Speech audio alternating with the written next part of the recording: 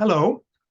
If you're here for the webinar with Fida Jiryis, you're at the right spot. It's going to start very shortly. My name is Peter Larson. I'm the chair of the Ottawa Forum on Israel-Palestine. And we have a interesting session coming up. I'm just seeing the people are signing up that are coming in right now. So I'm going to start in a moment. I'll start with my little slideshow introduction to the topic and to Fida. And then I'll have her talk a little bit. I'll chat with her a little bit. I'll ask her some questions, and hope that you'll ask her some questions as well.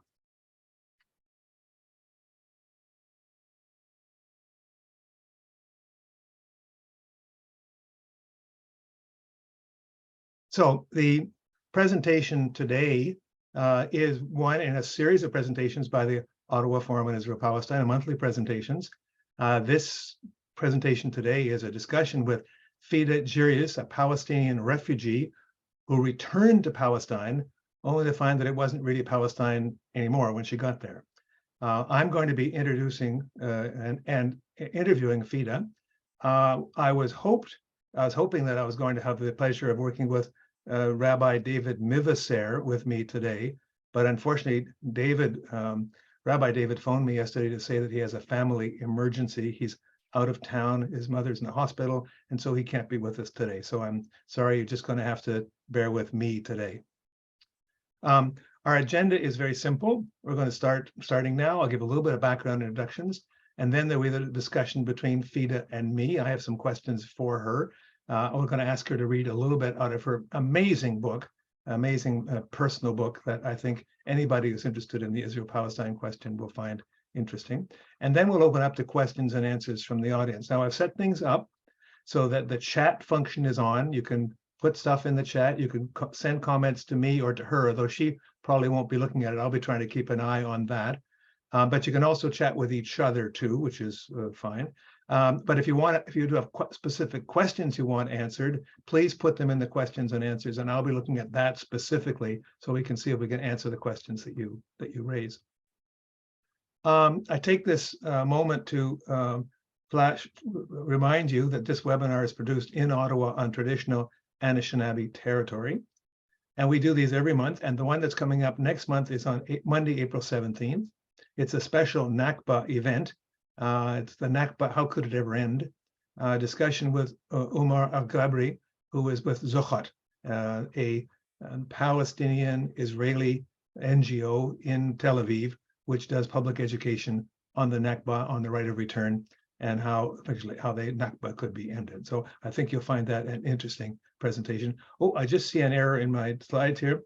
That is not hosted by the Canadian International Council. That's for the next one, a month later, which is a discussion on the two-state solution. So sorry, this next one is an OFIP one. The one after will be hosted by the Canadian International Council. So just by way of background, just remind people, what we're talking about here is that what is in purple on the screen here is what Canada recognizes as the state of Israel. And the two yellow bits here, that's the West Bank, which is here, and that's Gaza here. And there are about 1.5 million Palestinians who live in Israel, who are Palestinian, 1.6 or 7 live in Israel. They are Palestinian citizens of Israel. There's another 2.5 million people who live in the West Bank, and another 1.8 million people living in Gaza. In addition, of course, there are Palestinians living in Jordan, in Syria, and in Lebanon, the refugees. How many Palestinians there are depends on how you count. Wikipedia says it's between 11 and 20. These seems to be the best numbers I can come up with. Now, our speaker today, Fida Jiryis. Fida is going to tell me I'm probably pronouncing her name wrong. She can probably help me when it comes on.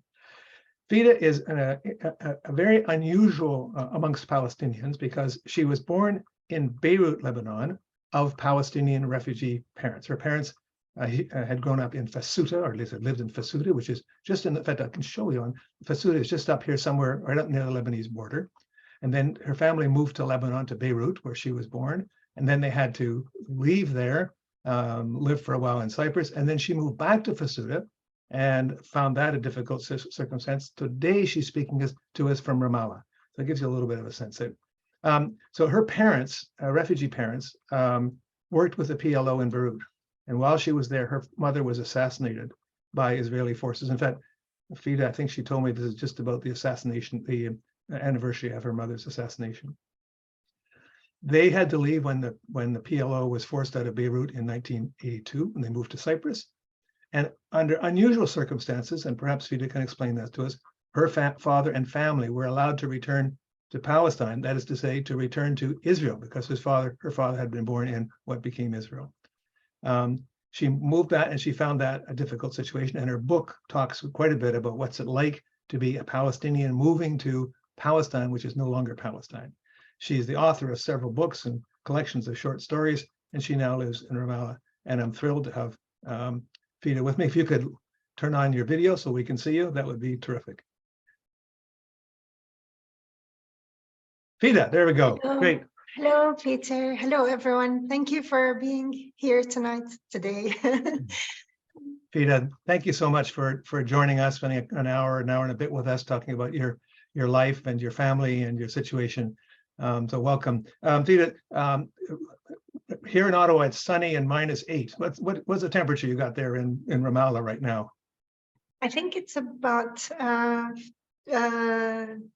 11 or 12, but it was probably about 14 during the day. We have rain. Oh, rain. Okay. Thankfully, there's been no snow at all this year. It's rare that we get it, but yeah. We've had a bit of snow.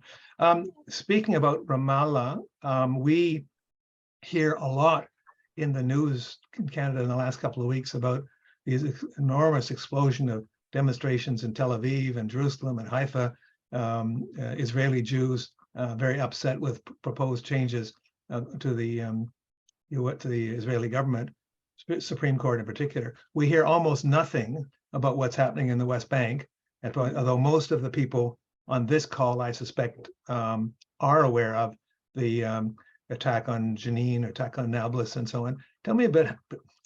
What's the mood in Ramallah today? How do you feel? There's been an uptick, Peter, in settler violence and army violence since this new government came into power. And of course, it's in line with the government's stance and attitude regarding the Palestinians. The West Bank cities have been pummeled pretty hard. Anyone following the news will see that we wake up almost every day on most days, to more than one person killed. We've had young men being killed, almost every day. I believe more than 100 already killed this year. We're only mid-March. There's also been a lot of hassle at the checkpoints by the army, and settlers are attacking people, attacking olive trees and crops and farmland, as well as attacking Palestinian cars, pedestrians, and so on. So it's really been a very difficult and very stressful situation. The mood in Ramallah itself, it's a strange kind of mix between people trying to get on with their lives and kind of business as usual, but you can tell that there's a more subdued atmosphere. Certainly during the evenings and the night, people are less out and about. Very few of my friends and the people I know are going even from one place to another in the West Bank unless they really have to. I personally have an event in Bethlehem after tomorrow. In normal circumstances, I would have just driven, but the situation is so bad that I'm actually quite nervous, and I'm going with a friend. So really, it's a very subdued. People are very scared. There's also the fear of what is coming next, in the sense of is there going to be a further deterioration? What is going to happen regarding the Palestinian Authority? What is its role in this? People are saying, can there be a total collapse? I mean, what exactly are we heading for? The general mood is a very pessimistic one. I'm sure. Ramallah has always been sort of a bit of a bubble. Yes. But even there, Israeli forces do penetrate into Ramallah from time to time, as I understand. They have come into Tiri and into El Biri and into several areas of Ramallah, including downtown where I live, which they typically don't do. But they have come into Tiri, which is one of the neighborhoods of Ramallah. I think they've done that 2 or 3 times in the last 2 or 3 weeks. So I think they're also sending the message that, like you said, Peter, Ramallah may be a bubble, but it's not immune. They're trying to, quote unquote, make their presence felt throughout the West Bank, and Ramallah is no exception. Well, I'm speaking to you from Ottawa. It's a bit of a bubble as well. Our government is very concerned about what's happening in Tel Aviv and the Israeli Supreme Court, but they're not particularly concerned. Haven't evinced much concern about what's happening to you or Palestinians. That's unfortunate. That's our business as Canadians to try to change that. Pira, let me just ask you some questions about you've written an amazing book. It's a biography that actually is more than a biography. It starts off as a biography of your father and becomes your autobiography at the same time. It starts off with your father, and then moving to the circumstances under which he lived in Israel. I found that I learned an awful lot from this book, and I've read, my shelf here has at least 100 books on Palestine. I felt I learned a lot. I learned a lot about a couple of things, but one thing I learned a great deal about was the situation of those Palestinians who were not expelled, who remained in Israel under basically military law for the first nearly 20 years. And so I was unaware of the repression against them and unaware of the extent to which they organized resistance against that. And I'd never heard of Al-Ard, if I'm saying that name correctly, the resistance movement. But why don't I ask you, just for people who haven't yet read the book, give us a kind of a potted summary of the arc of your life, if you can, a couple of minutes just to do that before we go in a little bit deeper. Yes, of course, Peter. First of all, thank you very much for your kind words about the book. As you mentioned, yes, my father, actually, he was 10 years old at the time of the Nakba. And even as a young child, he watched people from neighboring villages being expelled across the border into South Lebanon, which left a very deep impact on him. He also, like the other Palestinians who remained in Israel, they remained in a situation under military rule. Israel immediately, the new Israeli government immediately set about putting all of its remaining Palestinian population under a very harsh system of military rule, which only applied to them and not to Jewish immigrants to the state. Under this military rule, there were, severe restrictions on movement. The military commander pretty much had absolute control in their areas. The Palestinians were watched. Any dissent was, heavily cracked down on. Any movement between their villages or between the towns required a permit from the governor. And soon, the military government also intervened in social activities and in people's work. In their life circumstances. It could even forbid a person from moving house or, going to a different village. It was a very, very tight.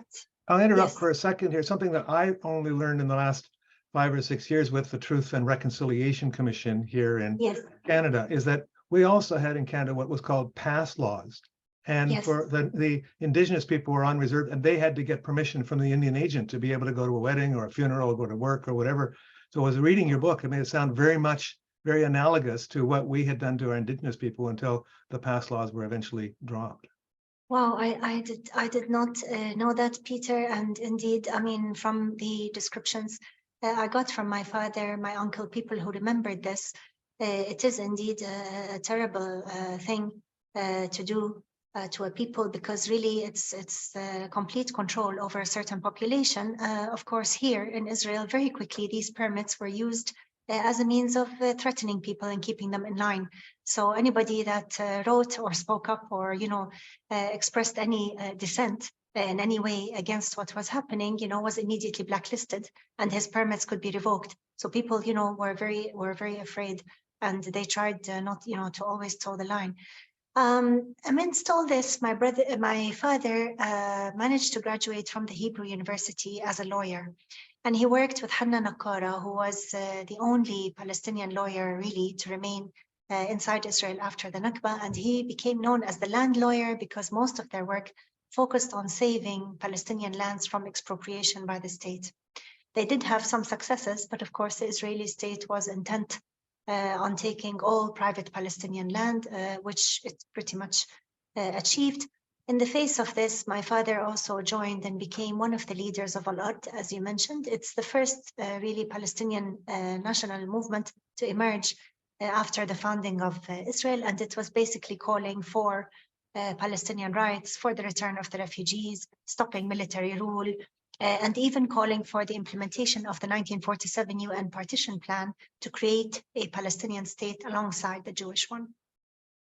This was met with a lot of pushback from the Israeli government, a lot of harassment. My father was in and out of what they called administrative detention, which basically did not require a court order, could be renewed indefinitely. And finally, in jail. In jail, yes. Yeah. And he was also for certain periods under house arrest, during which he had to be in his house from sunset to sunrise. During the day, he had to report to the police station 2 or 3 times to prove that he was in the area. And it was severely detrimental, you know, obviously to people's work, to their movement, to their social ties, and so on. In the face of this, finally, in 1970, he left. You could say he was voluntarily exiled with my late mother to Beirut. I and my brother were both born in Lebanon, and in Beirut, my father became the director of the Palestine Research Center, which was really the cultural and research arm of the PLO. He worked closely also with Yasser Arafat. Quickly, he became his advisor on Israeli affairs because of my father's experience in growing up in Israel and knowing the Israeli system so well, and obviously his knowledge of Hebrew. We grew up in Beirut, my brother and I, until 1982, the Israeli invasion. Before that, of course, we were living through the Lebanese civil war. In 1982, Israel invaded Lebanon with the aim of driving out the PLO, all the PLO forces. September 1982, there were the Sabra and Shatila massacres. And a few months later, in February 1983, the research center where my parents worked was targeted by a car bomb, and many people lost their lives, including my mother. 3 months after that, in June 83, we were among the last Palestinians who worked, you know, with the PLO to leave Beirut, and we moved to Cyprus. I grew up the rest of the time in Cyprus, and I went to England for university, and at that time the Oslo Accords were signed. There was a small stipulation in the Accords that allowed certain senior members of the PLO to return on a case-by-case basis. In other words, they had to give their documents and you know, to the Israeli government, and it would be decided on for each individual case. They were allowed to return to their towns or villages inside Israel if they had held Israeli ID before leaving. In other words, if they were not refugees. The reason for this was clear. Israel did not want to open the door, obviously, to the return of the refugees, because in so doing, you know, potentially thousands of people would come back. And so it was in 95, you know, I found myself moving back to Fasuta, our village in the Galilee, with my father, my brother, and my stepmother. Moving back to Israel. Right. To Israel. Yes, Fasuta in the Galilee in Israel. And of course, this was probably the biggest, I mean, after losing my mother, this was the second biggest shock of my life.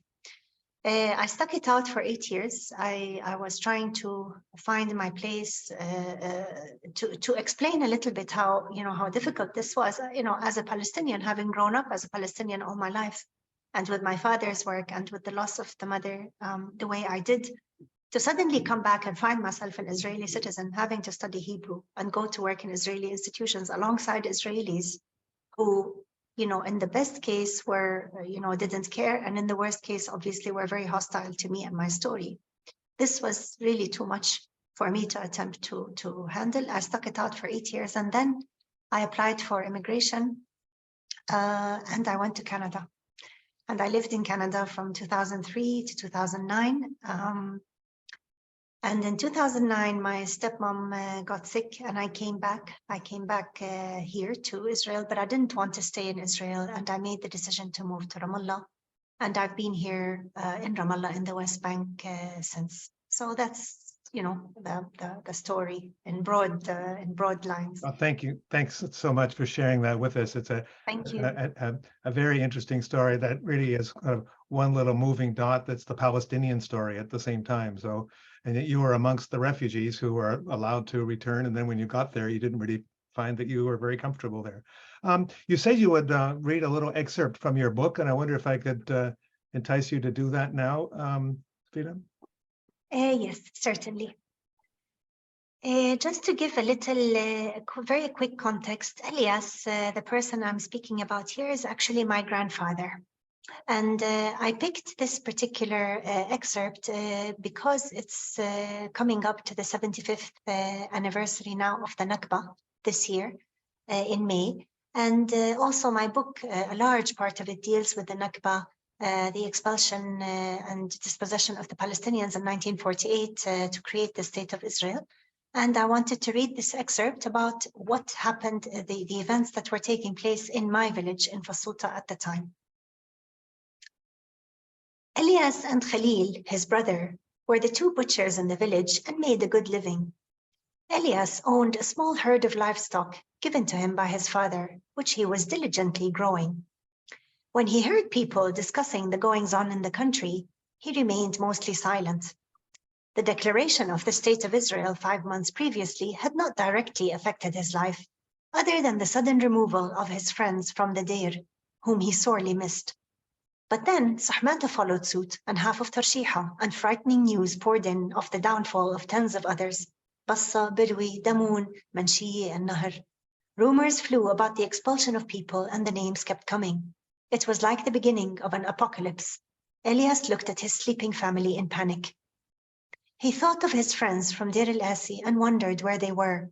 They had traded livestock with him and shared a deep knowledge of the surrounding mountains and grazing areas. Nothing had prepared him for their sudden exodus like this. Had they rushed in their decision?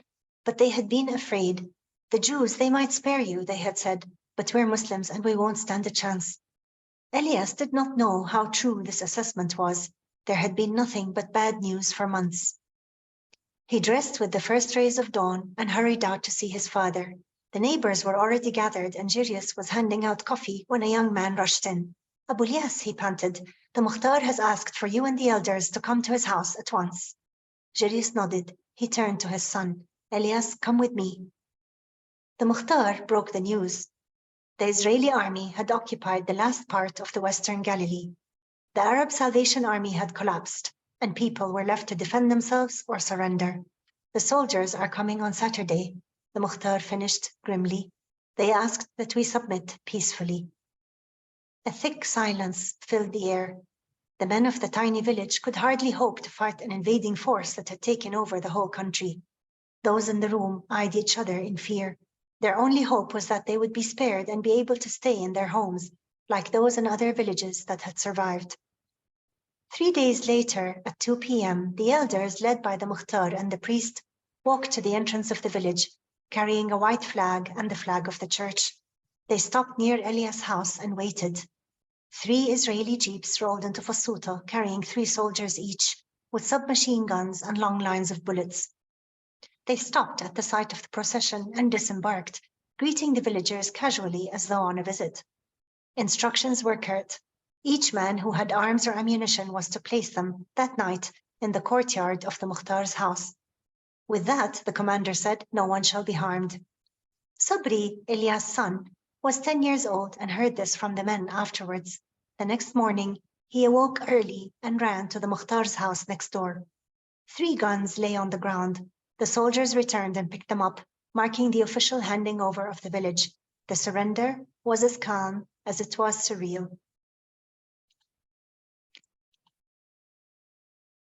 I have a bit more, Peter, but like we said, I'll stop here for now. Okay, well, I do have I do remember reading in a book by Rosemary Saig on the Palestinian refugees, and I think she told me that a lot of the villages and villagers, they didn't really understand that it was a sweeping campaign. They heard that there were things that happened in certain villages, but kind of thought if they were nice or if they were polite or if they had good relations with their neighbors, it wouldn't happen to them. Is that kind of the story that you get as well? Yes. People, at the time, you're talking about a largely peasant population that worked in agriculture. They were, very much minding their own business. Palestine had a very sort of quaint village life, certainly in the villages. Of course, people in the towns and in the cities knew more. But in these villages, particularly like Fasuta, which was so remote, I mean, people were, at the end of nowhere, really doing their own thing. Did they have television or radio or some kind of? There was no. There was none of this at the time. I mean, even electricity would only come to the village about 20 years later.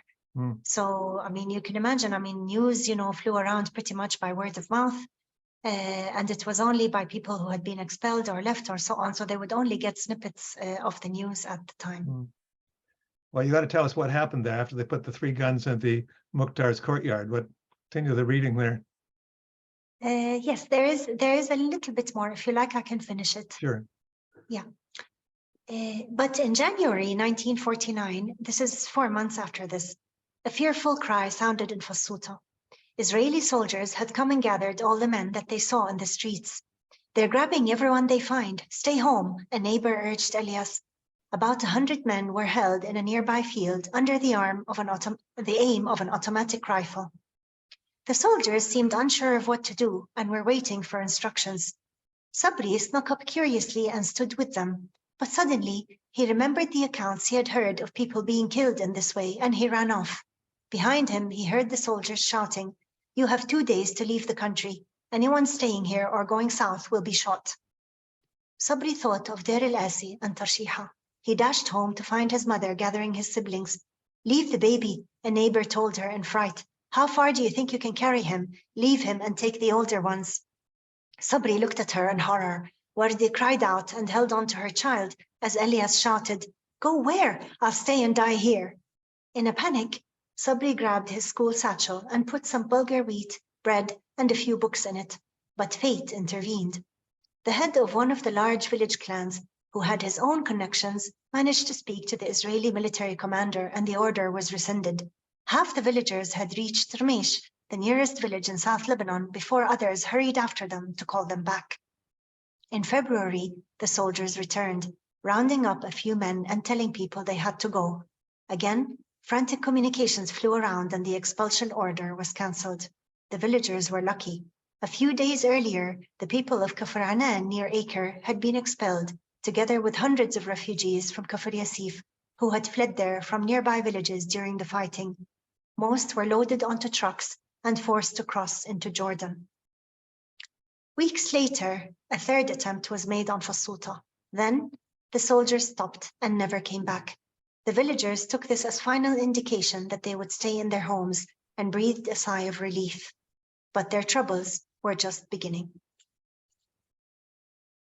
Wow. Tell us when when did this happen, or what time span we're talking about? The first part, when the village was, pretty much submitted or handed over, was in October 1948. Our part of the Galilee was the last part to be occupied by the by the Israeli army. Of course, before Israel, it was the Zionist militias, and then they morphed into the Israeli army after the creation of the state in May 1948. Our village is sort of at the top in the Galilee, at the top, the Western Galilee, and it was the last portion really to be among the last portion to be occupied. So this was in October, and then so after the date of the creation of the state of Israel, right? Yes, definitely. Yes, yeah. And the expulsion attempts were made in January and February in 1949. Of course, it's worth mentioning. Most people look on the Nakba as as an event that's sort of centered around 1948 and May 1948 and so on, or the few months before that and the few months after. Actually, the expulsion of Palestinians from their villages continued well into 1950, just on a smaller scale. But Israel continued doing this well within the first 2 years of the founding of the state, and preventing also the refugees that had left from returning. Some of them managed to come back under what they call a family reunification program, but they were very, very few.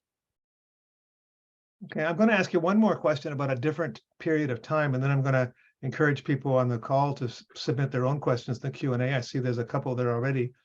So fast forward 20 years or so later, you come back to Fasuta, and you didn't find that a very easy experience. So maybe you can just share with us why that it was complicated. There were various aspects to it, but tell us a bit why was it when you didn't go back to your village and finally I'm home and I'm happy, and isn't the way it worked out? Yes. Part of it, Peter, was the natural shock one feels when you leave one country that you've lived in for a long time and you go to another. I'm well familiar with this feeling, having experienced it when I went to England, and later when I came here, and then when I went to Canada, and then I came to Ramallah. And, you know, in every new station in life, there is a lot of stress at the beginning until one acclimatizes and gets their bearings and starts to understand the culture and society around them. But being back in my own culture, I suppose, was a little bit more difficult, because there is the expectation that you fit and you belong, and you're trying very hard to fit and belong. But we had grown up outside this culture, so we had a very steep learning curve to understand its norms and its traditions and so on. This was not my biggest problem, though, because really we were received into such a tide of love by our relatives that, you know, it was really very, very heartwarming. The bigger problem was the fact that we all lived in Israel, and none of them really understood, none of my relatives or people I met in the village understood our experience at all. They had grown up. Understood the experience that you'd lived as refugees outside Israel. Yeah. Yes. They had grown up in an environment where, you know, they could not call themselves Palestinians. They could not identify as Palestinians as such. They were Israeli Arabs. That's what the state defined them as. Any expression of Palestinian identity or let's say a solidarity with their brethren or with the refugees, you know, was forbidden. For us to suddenly turn up in their midst and start talking about Palestine and the new Palestinian state that, you know, according to the Oslo Accords was supposed to happen in a few years, this was unthinkable for them. And most of them were very scared whenever we opened up this topic. But the biggest problem I had, and the one that eventually drove me away, was trying to find my way in terms of work in Israeli society and work alongside Israelis and try to come to terms with the fact that, you know, to me, this was an occupation and these people were occupying my country. And to everybody else, this was what it was. And it was, you know, the new situation and business as usual. And I seemed to be the only one with the problem. Also, my interactions with Israelis in workplaces that I was in, which ranged, you know, as I said earlier, from open hostility to apathy, to a sense of belittlement sometimes, or to simply a complete misunderstanding or not understanding at all who the Palestinians were or what their narrative was. So it was a very painful few years as I tried to grapple with all of this. Wow. Fida, just looking at the questions we have now from the audience, someone asked, where can you buy the book? Do you know how book sales doing, and where can we buy the book? The book, yes, certainly. It's on Amazon. It's also at Oxford University Press in the US, and I believe it ships quickly. And certainly you can find it on Amazon. Okay. How are your sales going? From what I heard on the US side, pretty good, I guess, because I'm doing, you know, I've been doing quite a few events in the US and with Canada. Yes. Okay. And by the way, I got it on Kindle, and it was as another way to read it. Yes, as well. I also, yes, I forgot. Thank you, Peter. It's also available for people who would like to read it on Kindle. Okay. Elizabeth Block asked, she says, it sounds like your village was mixed Muslim and Christian. Is that right? Or to help us understand a little bit the social geography of your village. And then, no, Fasuta is actually made up all of Christians. Deir el-Asi that I referred to was a village near us, very near, and it was all Muslim. This village is the one I spoke about when I said my grandfather had many friends from there, his shepherd friends, and this village was completely expelled. None of its inhabitants were left. Years later, when we lived in Cyprus, a young man joined my father from the refugee camps. He had come from the refugee camps in Beirut with his young wife, and he joined my father to work with him at the research center, and he was from Deir el-Asi. And it was very poignant and painful when we were coming back finally after the Oslo Accords and we were able to come back. Obviously, this man could not. He was a refugee. And I remember he invited us to his house and there were tears in his eyes. And he said to my father, say hello to the Deir. You have to remember that this is someone who was born outside. He is a young man. He was born basically to refugee parents. And yet that is how strong the Palestinian connection remained to their homeland. And obviously at the time, the Nakba was still, more fresh. We're talking about 30 or so years previously, 30 or 40 years previously. One of the themes that came through your book quite painfully for me is, and I think it's common to many Palestinians, but your case is maybe a bit more acute, and that is trying to find a place where you're comfortable as home. And Yes. Maybe you can describe a bit some of the difficulties, emotional difficulties of trying to find a place where you can finally unpack your suitcase and say, okay, I'm here. Yes, in fact, this has been excruciatingly difficult for me as an individual, and I believe it's also difficult for many other Palestinians because of the sense of dispersion that we've lived. In my case, through no intention, obviously, on my part or even my family's part, it so happened that history sent us to all these stations in our lives. Coming back, I encountered the problems inside Israel that I spoke about. And when I came to the West Bank, there was another set of problems here. I had brought myself voluntarily to live under Israeli occupation. And actually, although that may sound very strange, I will note that thousands of other Palestinians from Israel have in fact made the same choice and also live here. And certainly thousands more that have Jerusalem residency traverse and work between Jerusalem and Ramallah as well.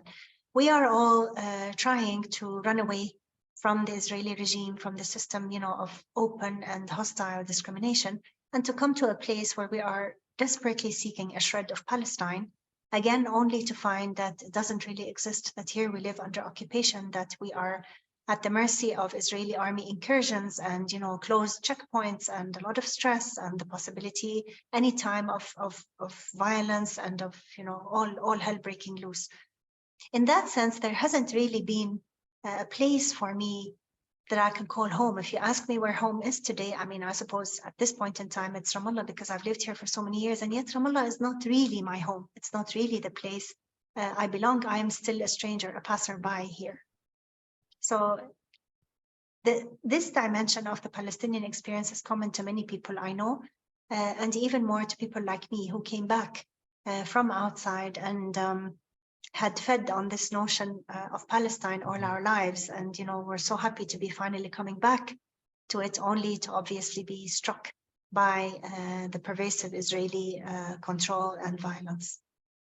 I think it's a common, maybe a reduced form for many immigrants who leave whatever country and come to live in Canada, and they're never really quite 100%, unless they came as very young, they're never quite integrated. When they go back, they never quite fit in there. Acute for the Palestinians because of your circumstances, going back and living under occupation.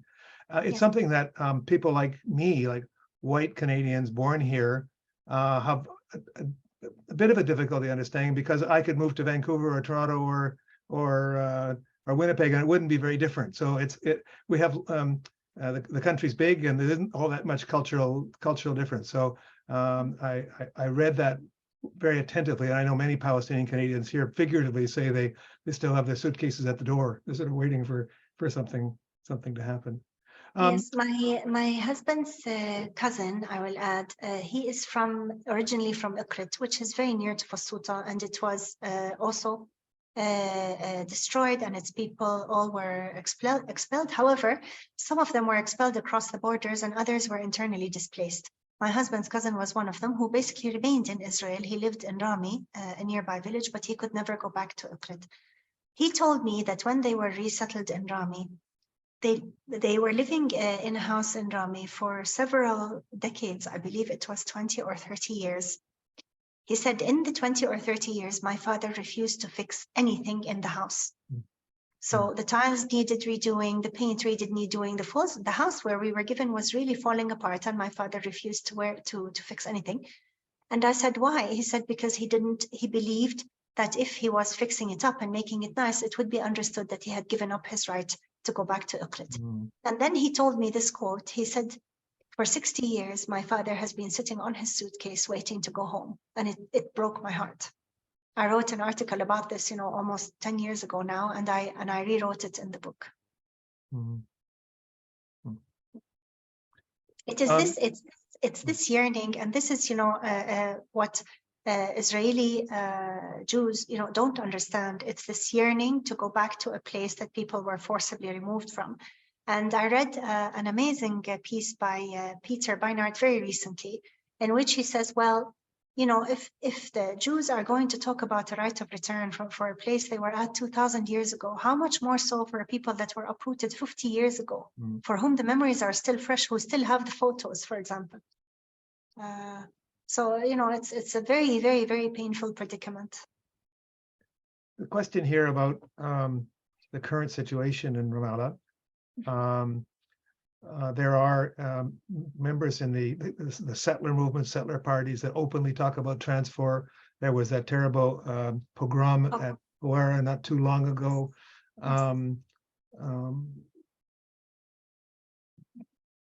I guess the unthinkable question I want to ask is how can you face increasing pressures for expulsion?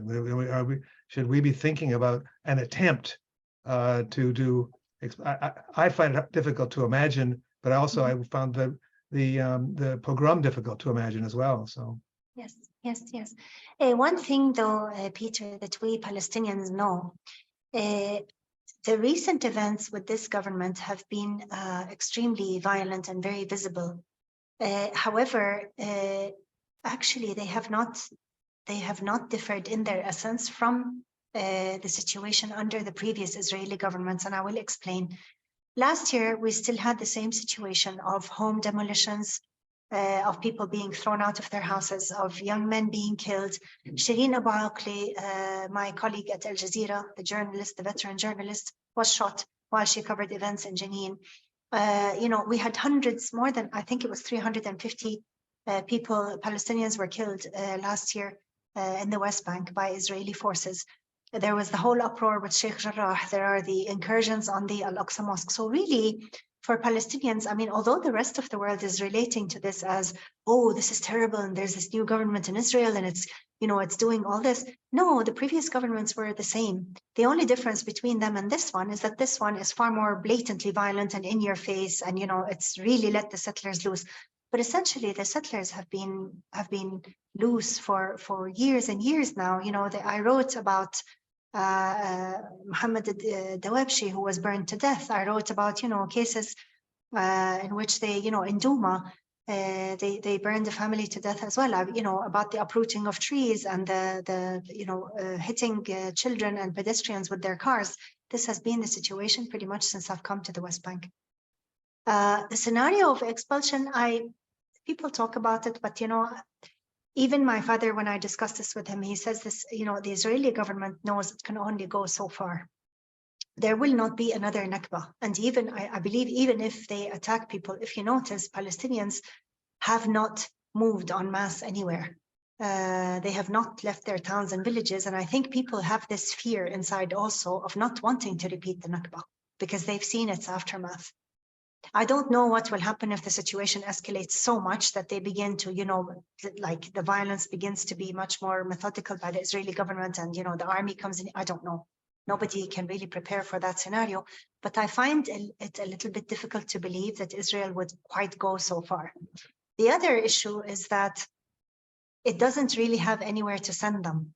Unlike 1948, where the Arab countries absorbed these refugees, Jordan will definitely not want anybody because it's concerned about the percentage of its population that's Palestinian already. And Egypt is certainly not willing to accommodate even one single Palestinian from Gaza, never mind the population of the West Bank.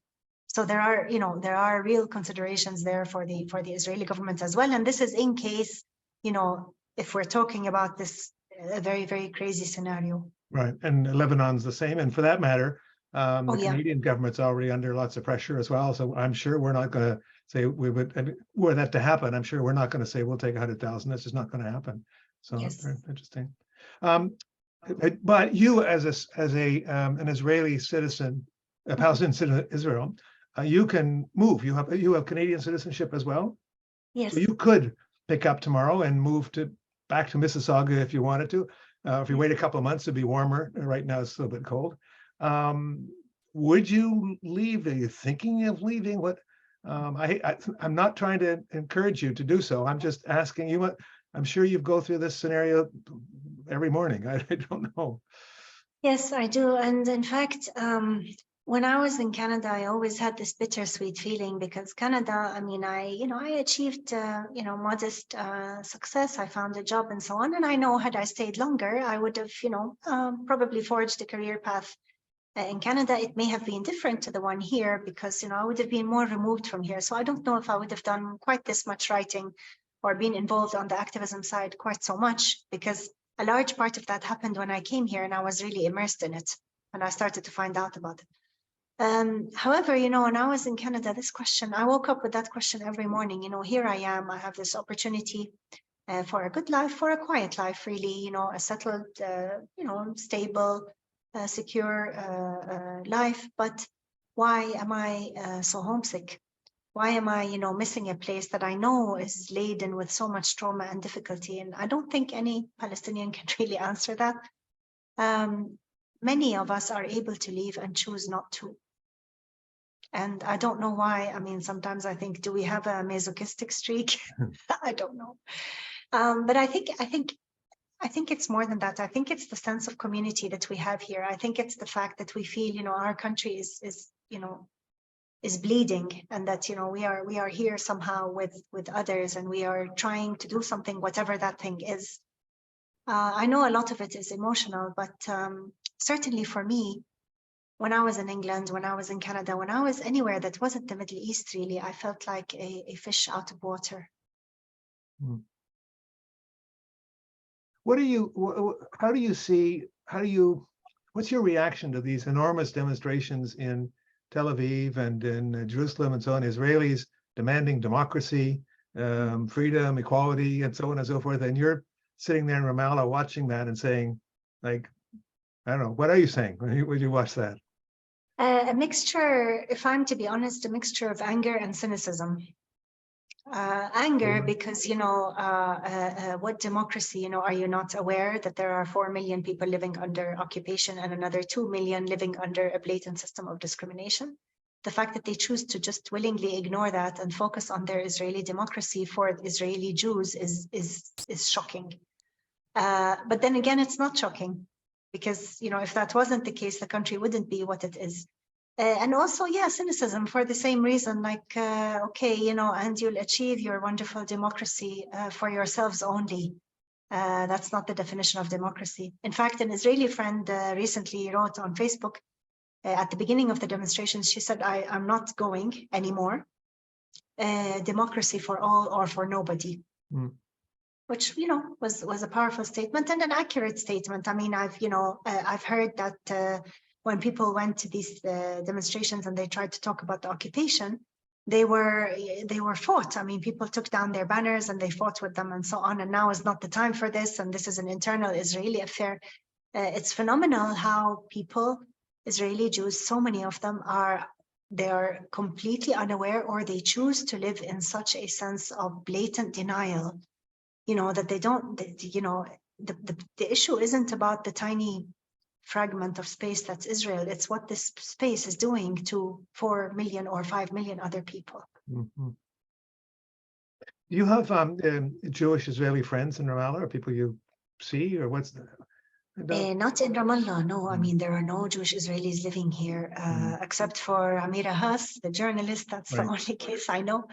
But no, certainly, I mean, technically, they're not supposed to be here. It's illegal for them to be here. I do, however, keep in contact with some Israeli friends that live in Tel Aviv and other places. And obviously, all of them are from the left-wing spectrum. And, we discuss the situation, we talk about it. These days, I find that many of them are more depressed than I am. Because, those of them that know, or that identify with the Palestinians and are working to end the occupation are more depressed than I am, because they've seen when they see how Israeli society is reacting and what it's doing, they feel, I think they have the added dimension of shame and you know, it's not a good feeling.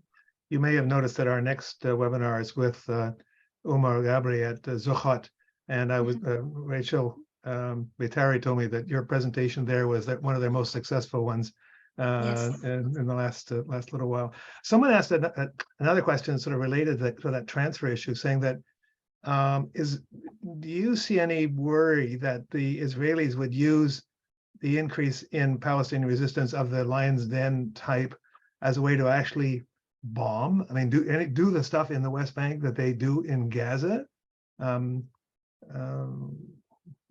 Nobody knows. Nobody really knows, Peter, and that's why people are really terrified right now. Really, I mean, there is a sense of fear and stress and terror that we live with every day. Certainly, even for me on a personal level, and from speaking to my friends as well, we've always been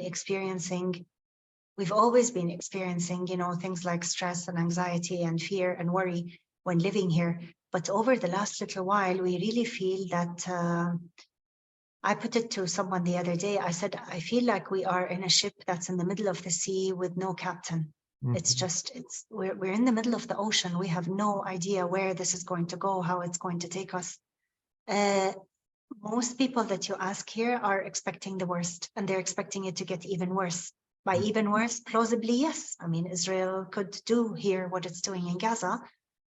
However, Israel, it's in its interest that the PA does not collapse completely, because such a situation, I don't think it could really take on.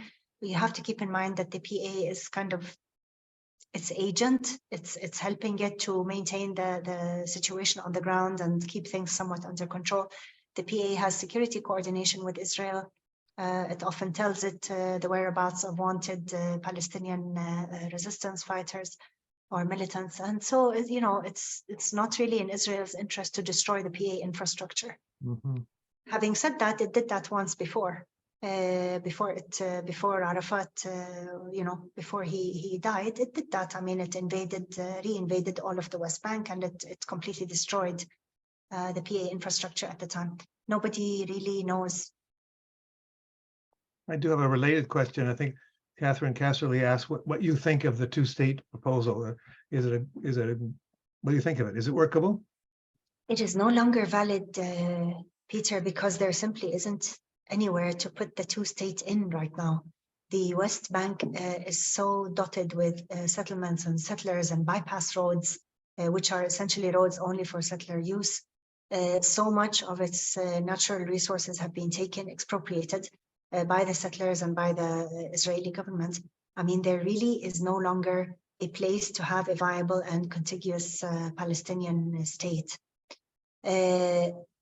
Also, there is much less of an appetite even among Palestinians now to entertain the concept of the two-state solution, not just because of this, but because of the sense of despair that people have after the Oslo Accords and the so-called peace process and everything that it amounted to. And the fact that people are really saying, you know, ultimately we want equality within the state. There's a lot of calls now that are saying, you know, one state or confederation or, you know, I don't know, it's pretty confusing, but the two-state paradigm by its initial definition is long gone. It's, you know, unless the settlers were to pull out, and we know that that's not really going to happen. Fida, looking forward, are you going to write a new book? Are you, you've written several already. You've referred to some articles. What do you think? You've had great success, I think, with this book, which is, as I really do encourage everybody to read it. There's lots in there that we haven't had a chance to talk about tonight. What are you doing next?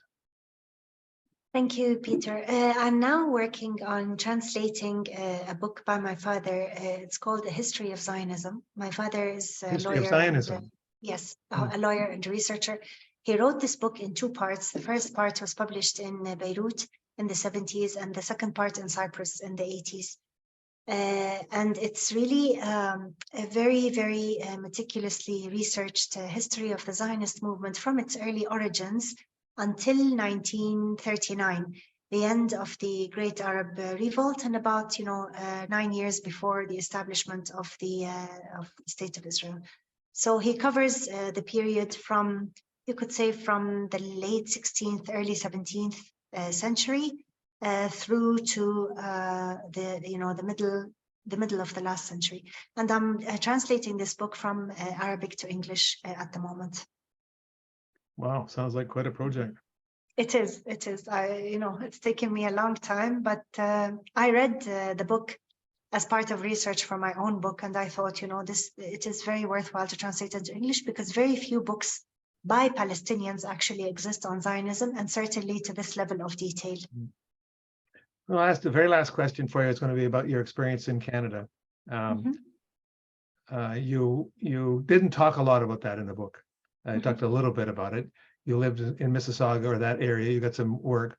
Lots of Palestinians come here and do end up staying here. What was it that led you to say you want to go back into the pressure cooker, as it were?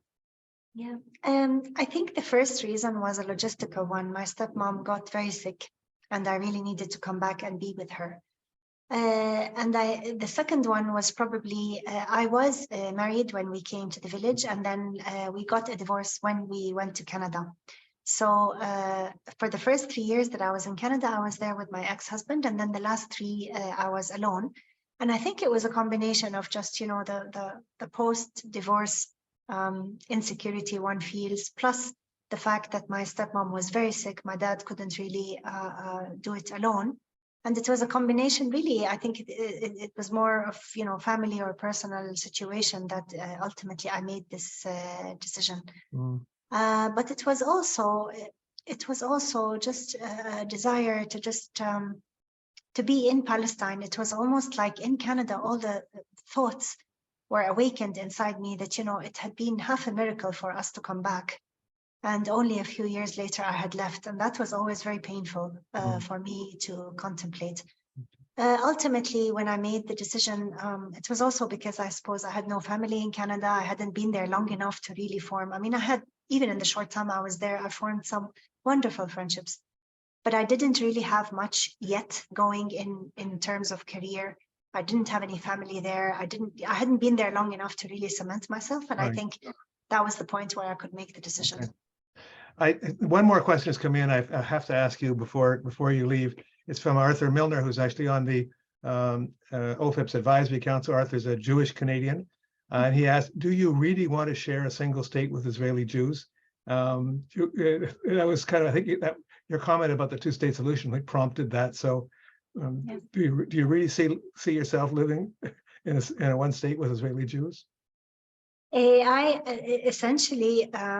live that when I go to Israel. I mean, when I visit my family and so on. But the assumption in the one state, if the one state were to come about, and I doubt it ever will, the assumption would be a change in thinking or in attitudes on the part of the state in order to be able to absorb the Palestinian minority. And that's a seismic shift. So when we say one state, I think it's a very good question, because I think most of us are actually in a sort of desperate groping around to try and find a solution other than the two-state solution, because that one is dead. So, the logical progression. But people that talk about one state always mention that it's one state with equal rights for everybody. I mean, there's no sense in one state with a continuation of the discrimination or apartheid system that we live in today as Palestinians.